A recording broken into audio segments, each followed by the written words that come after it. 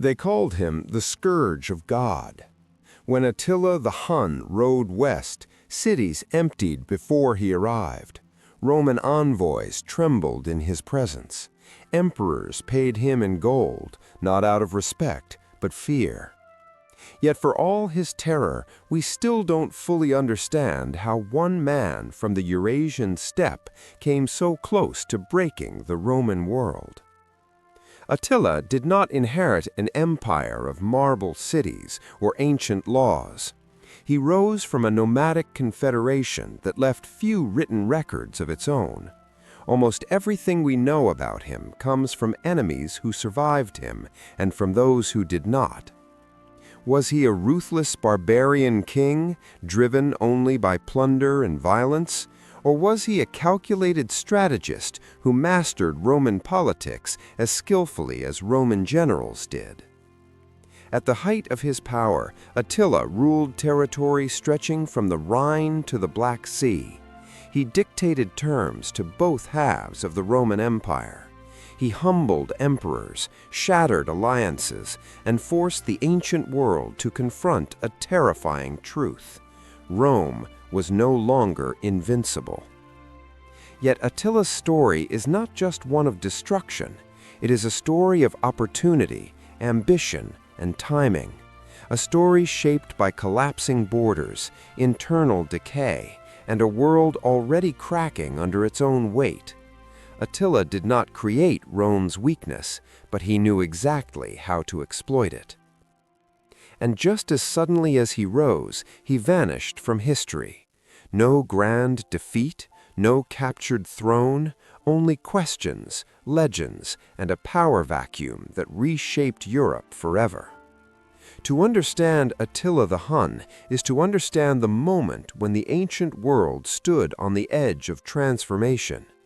This is the story of how one man nearly brought an empire to its knees. In the early 5th century, the world Attila would one day terrify was already in decline. The Roman Empire still claimed to rule the known world, but its power was fractured. In the West, imperial authority barely extended beyond Italy. In the East, Constantinople remained wealthy and fortified, yet constantly anxious. The empire was divided not just politically, but culturally, militarily, and economically. Borders that once held firm were now porous, strained by decades of pressure from migrating peoples. North of the Danube River lay a vast and restless frontier. This was the world of the steppe, stretching from Central Asia into Eastern Europe. It was a land of grasslands, rivers, and seasonal movement.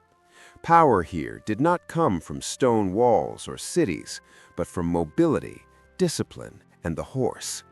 Survival depended on adaptability. Warfare was swift, brutal, and personal.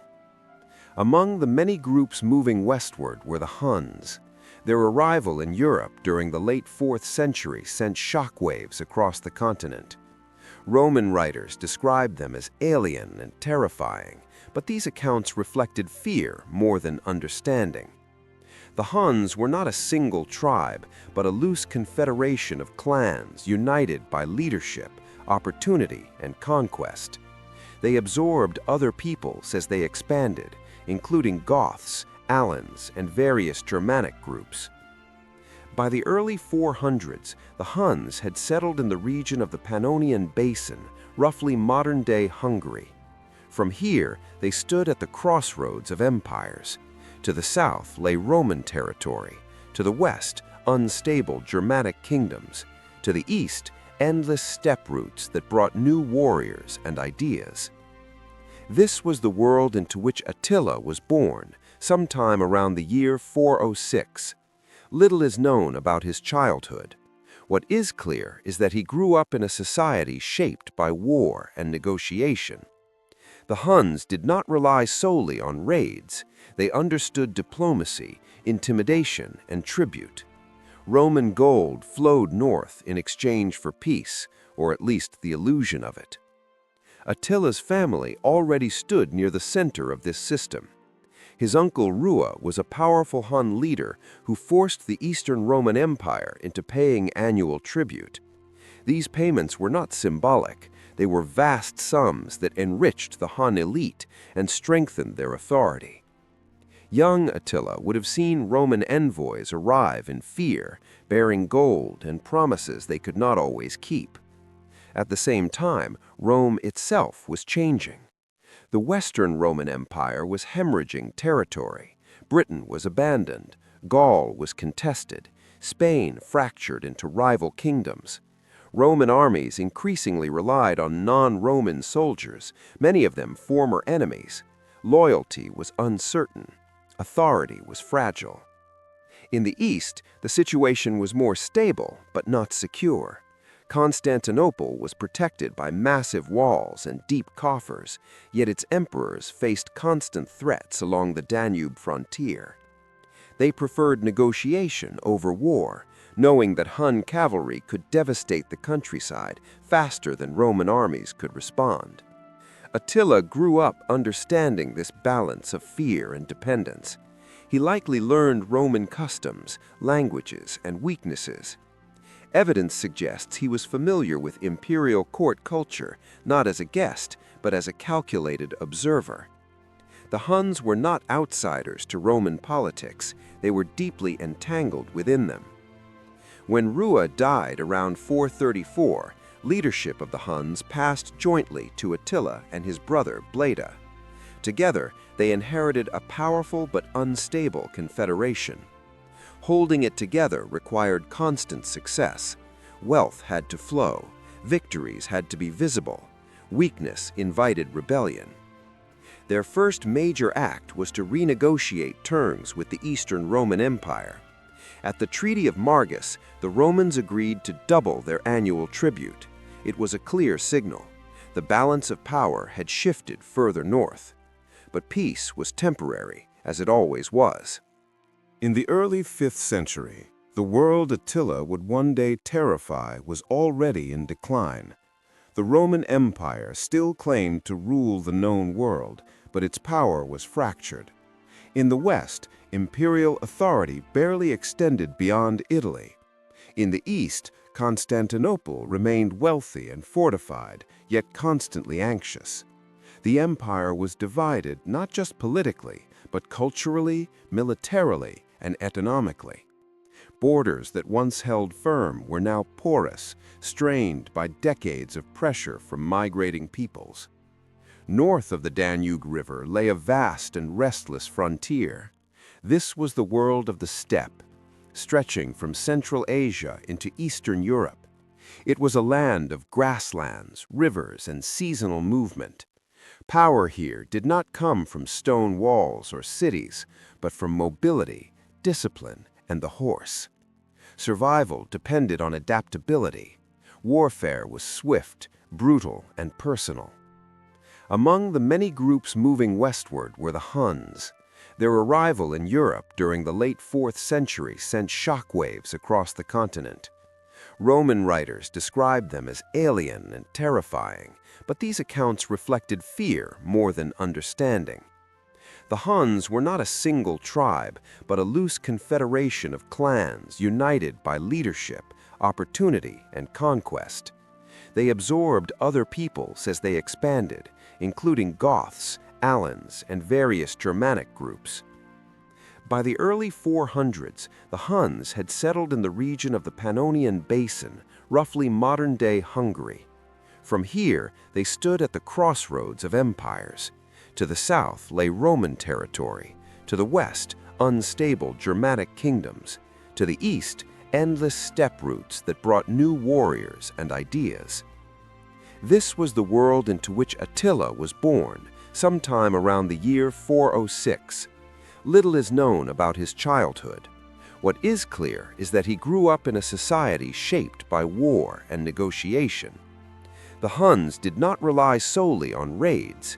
They understood diplomacy, intimidation, and tribute. Roman gold flowed north in exchange for peace, or at least the illusion of it. Attila's family already stood near the center of this system. His uncle Rua was a powerful Hun leader who forced the Eastern Roman Empire into paying annual tribute. These payments were not symbolic, they were vast sums that enriched the Hun elite and strengthened their authority.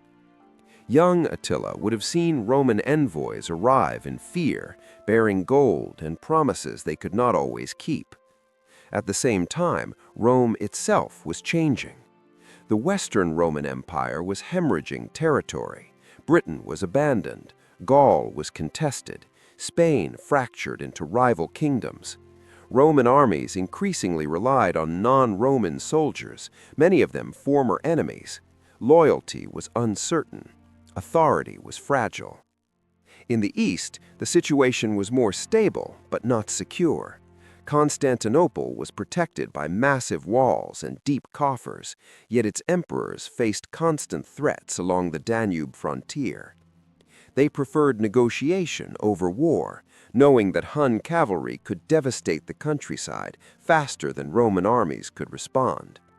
Attila grew up understanding this balance of fear and dependence. He likely learned Roman customs, languages, and weaknesses. Evidence suggests he was familiar with imperial court culture, not as a guest, but as a calculated observer. The Huns were not outsiders to Roman politics, they were deeply entangled within them.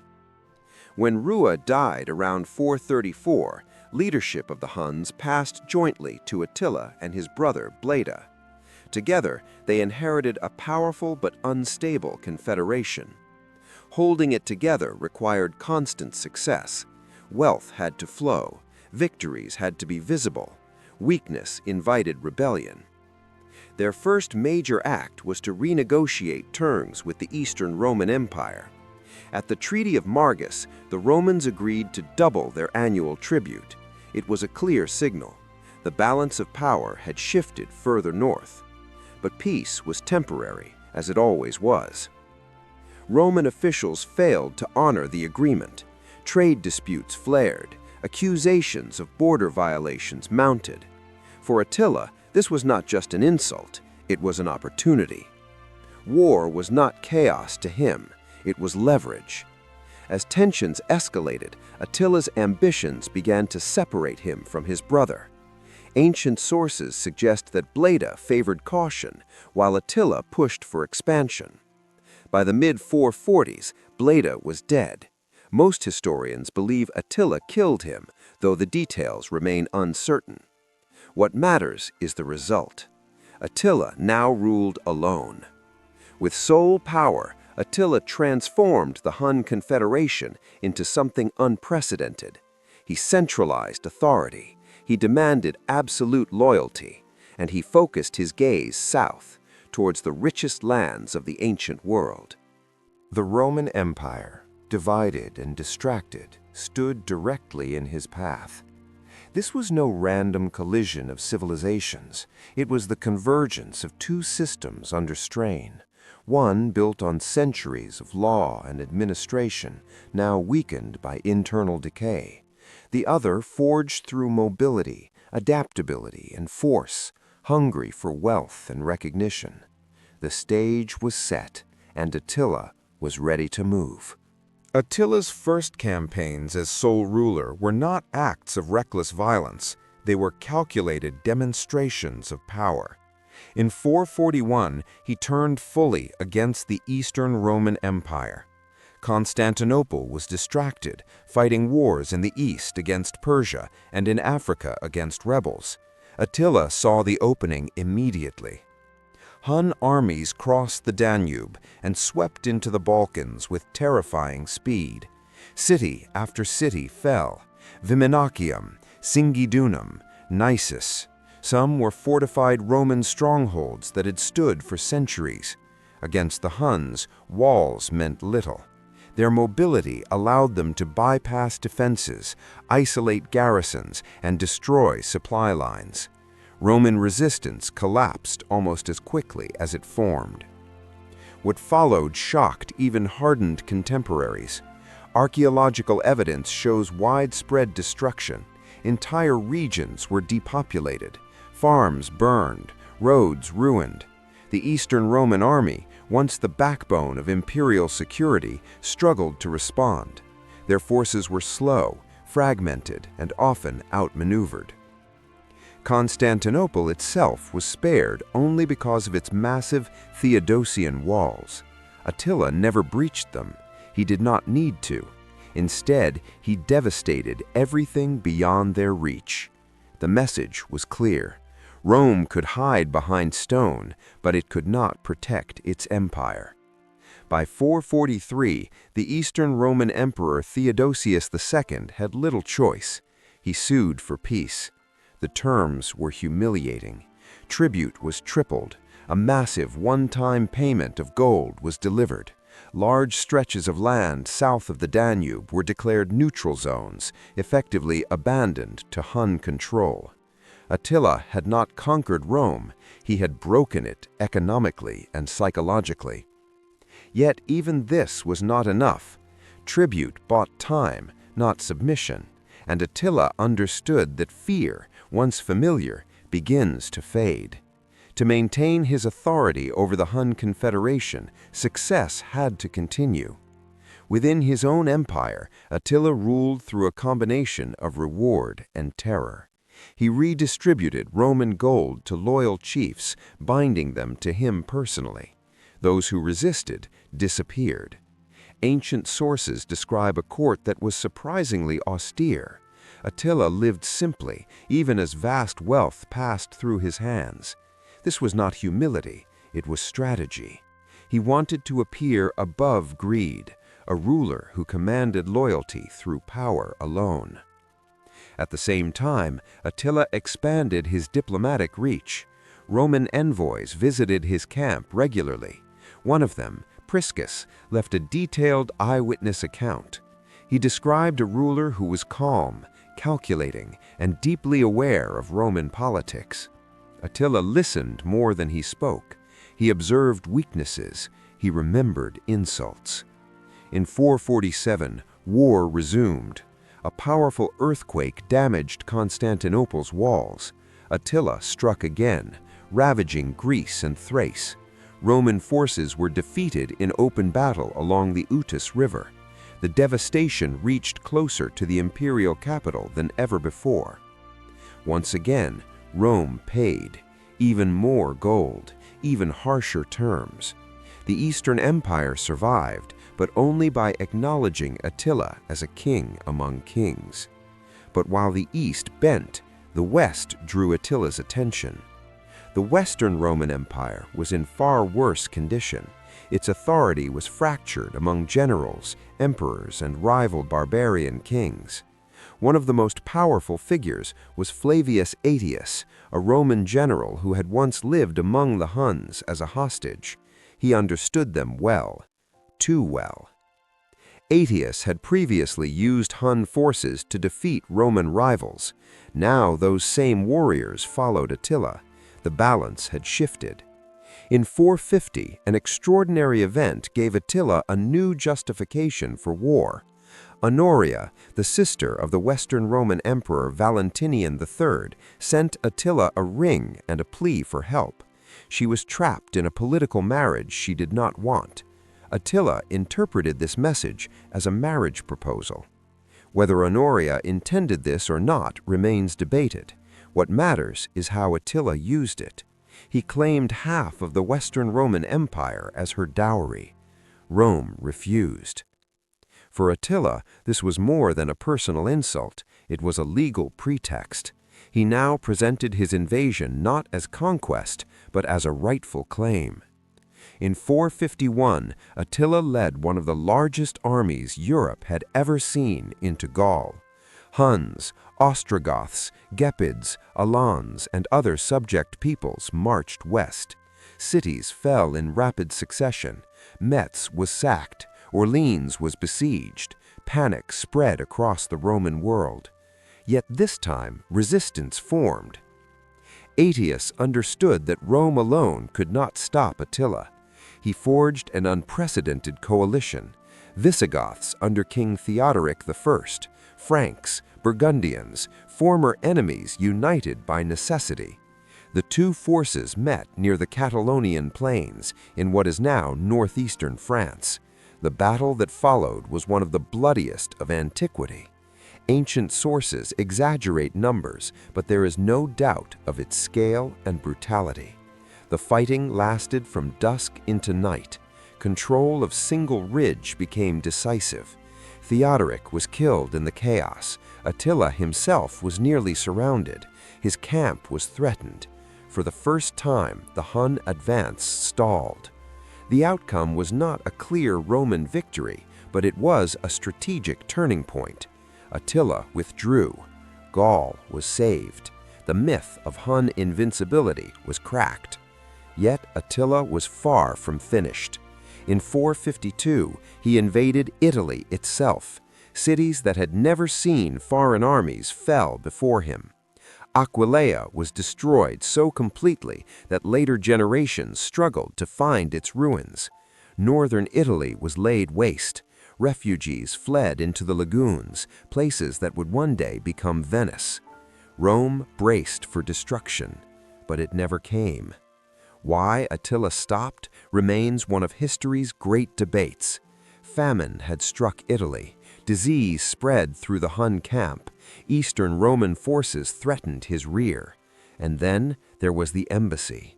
Pope Leo V met Attila near the river Mincio. No transcript survives, no record of words exchanged. Yet after the meeting, Attila withdrew.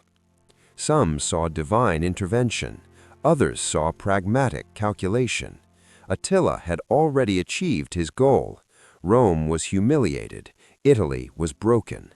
Staying longer offered little reward and great risk. He returned north, still the most feared man in the world. But power like his depends on momentum, and momentum, once lost, is difficult to regain.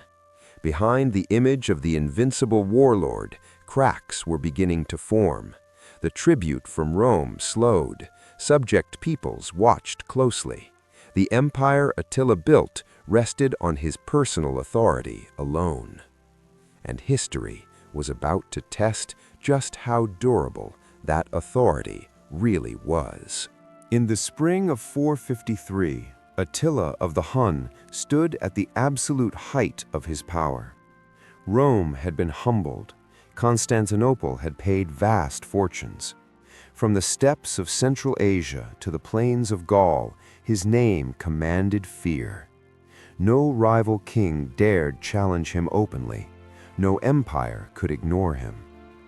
Then, without warning, everything stopped. Attila married a young woman named Ildiko, likely of Germanic origin. The wedding was celebrated with great ceremony in his camp. There was heavy drinking, feasting, and public display. For the Huns, this was not unusual. Their king had many wives. But this night would become legendary. The next morning, Attila did not emerge. Servants entered his tent and found him dead. There were no wounds, no signs of violence.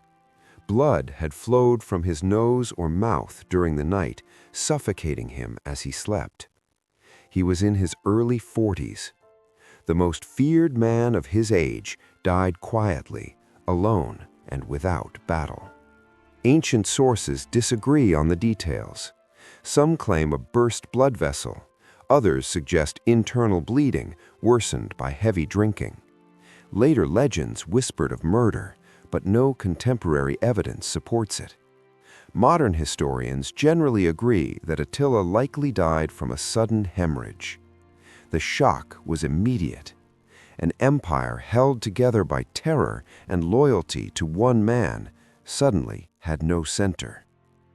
The Huns mourned in a way befitting their ruler. According to tradition recorded by Jordanes, warriors cut their hair and gashed their faces. They believed a great king should be mourned with blood, not tears. Attila was buried secretly. His body was placed in a triple coffin of gold, silver, and iron, symbolizing his wealth, his victories, and his strength. The gravediggers were killed to protect its location. To this day, Attila's tomb has never been found. But no burial could preserve what mattered most. Attila left several sons, but no clear successor. Each believed he deserved the throne. Authority fractured almost immediately. Subject kings who had obeyed out of fear now tested their independence. Within a year, the Hun Empire began to unravel. The decisive moment came in 454 at the Battle of the Nadao River. Former allies turned against the Huns. Gepids, Ostrogoths, and other subject peoples rose in rebellion. Attila's eldest son, Eloch, led the Hun forces. He was killed in battle. The defeat was catastrophic. The Huns lost their dominance over Central Europe. Their coalition shattered. Tribes that had marched under Attila's banner scattered, some fleeing east, others settling within Roman borders. The empire that had terrorized Rome collapsed faster than it had risen. By the late 450s, the Huns were no longer a unified power. They survived as smaller groups, absorbed into other peoples, or fading from history altogether. Within a generation, their name became a memory rather than a threat. Rome, ironically, did not recover. The Western Roman Empire, though spared final destruction by Attila's death, continued to weaken. Internal decay, political instability, and economic collapse carried on. In 476, just 23 years after Attila's death, the last Western Roman emperor was deposed. The moment that defined Attila's story was not a battle or a conquest. It was the realization that his empire was inseparable from his life. When he fell, everything he built fell with him, and the world he had reshaped was left to deal with the consequences. After Attila's death, the immediate aftermath was confusion, fragmentation, and quiet relief across Europe. For the Roman world, the fear lifted almost overnight. Cities that had emptied their treasuries to appease Attila stopped sending gold. Border defenses, though still fragile, no longer faced a single overwhelming threat. Diplomacy replaced panic, at least temporarily. Yet Rome's survival was deceptive. Attila had not caused Rome's collapse, he had exposed it. The Western Roman Empire was already hollowed out by internal decay. Weak emperors, corrupt officials, economic strain, and reliance on barbarian generals had eroded its foundations. When Attila vanished, Rome did not recover its strength, it simply lost one enemy. Within 2 decades, the Western Empire would disappear entirely. For the peoples once ruled by Attila, his death marked a turning point toward independence. The Gepids established a kingdom in the Carpathian Basin. The Ostrogoths moved south and later founded a powerful realm in Italy. Other groups merged into Roman territory as federated allies, reshaping the empire from within. But the Hun political structure, however, did not survive. Without Attila, there was no unifying force. Hun leadership fractured into rival clans. Their nomadic military system, built around personal loyalty and constant warfare, could not sustain peace or succession. By the late 5th century, the Huns had ceased to exist as a distinct political power. But their impact endured. Attila accelerated the Great Migration. His campaigns displaced entire populations, pushing Germanic tribes deeper into Roman lands. This movement permanently altered Europe's ethnic and political map. Kingdoms that emerged after Rome fell owed their existence, in part, to the chaos Attila unleashed. His legacy also lived in memory, and memory reshaped him. In Roman and Christian writings, Attila became a symbol of divine punishment. He was called the Scourge of God, believed to be sent to chastise a sinful empire. This image, while dramatic, reflected Roman fear more than historical reality. Attila was ruthless, but he was also strategic, pragmatic, and deeply political. In Germanic legend, Attila took on a different role. In later epics like the Nibelungenlied, he appears as a powerful king named Etzel, ruling a vast and wealthy court. These stories softened his brutality and emphasized his authority and grandeur. Over time, myth blurred with history. Modern historians view Attila through a sharper lens. He was not a mindless destroyer. He negotiated treaties, managed a multi-ethnic empire, and understood Roman politics better than many Roman leaders themselves. His wars were calculated, his diplomacy was effective, his terror was intentional. Attila ruled during a moment when empires were vulnerable and borders were fluid. He exploited that moment better than anyone else. Yet, his greatest limitation was also his greatest strength. Everything depended on him. He did not build institutions that could outlive him. He did not establish laws, cities, or systems of governance beyond his personal authority. When he died, there was nothing strong enough to replace him. That fragility defines his legacy. Attila the Hun stands as one of history's most powerful individuals, yet also one of its most fleeting empire builders. His reign reshaped Europe, but his state vanished almost immediately. In the centuries that followed, his name became a warning. A reminder that fear can conquer faster than trust, that empires built on force alone burn brightly, then disappear, that a single life can change the course of history, but it cannot sustain it forever. Attila the Hun did not end Rome, but he ensured the old world would never return. Attila the Hun forces us to confront an uncomfortable truth about power and history. He rose from the fringes of the known world and made emperors tremble. Without cities, monuments, or written laws, he commanded the fate of nations. His strength lay not in institutions, but in fear, momentum, and personal authority. And yet, when he was gone, so was his empire. Attila's story asks a timeless question. Is true power measured by how much you conquer, or by what endures after you are gone? Rome, broken and divided, outlived him in memory, culture, and law. Attila, unstoppable in life, became a shadow almost overnight. But perhaps that is why he still fascinates us.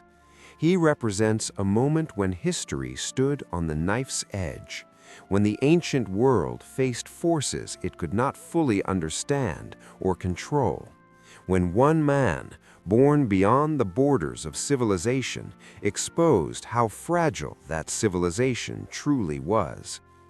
Attila was not a hero or a monster alone.